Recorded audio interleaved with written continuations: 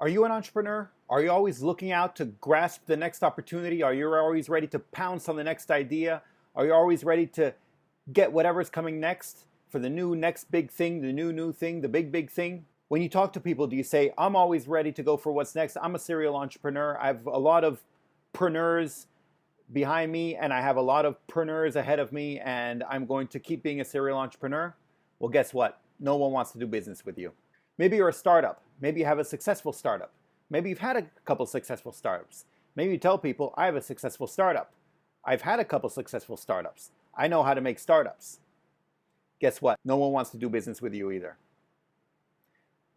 Okay, now, obviously I'm exaggerating here to make a point, but I just want to make this point. And the point is to stop trying to be an entrepreneur. Stop trying to be a startup. These are false idols. Now, who am I to say this? Well, I am an entrepreneur. In fact, not only that, I'm a serial entrepreneur. And in fact, the company I have now is one that I started up. I've had a couple startups, successful ones and unsuccessful. So does that make me a hypocrite? Not really. The thing is, being an entrepreneur is essential.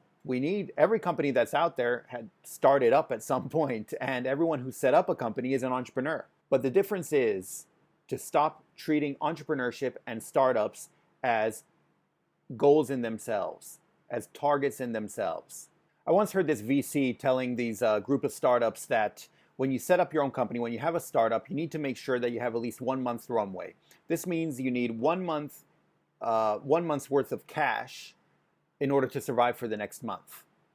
And this seems pretty smart if you're a startup, because you want to make sure that you have enough leeway to try to get things going. And so if you have at least 1 month's cash in the bank, then you know that you can pay your employees for the next month. You can keep things running for the next month while you keep trying to grow and do what you do. Except if you do business with this startup. There's no company that wants to do business with another company that only has 1 month runway. I mean, think about it. By the time you sign the contract and get everything going, a month could have passed. Or maybe if you need goods delivered, they're going to be delivered within 30 days, at which point, who knows if the company still exists. Or even worse, your payment terms. They could be 30, they could be 60, they could be 90 days.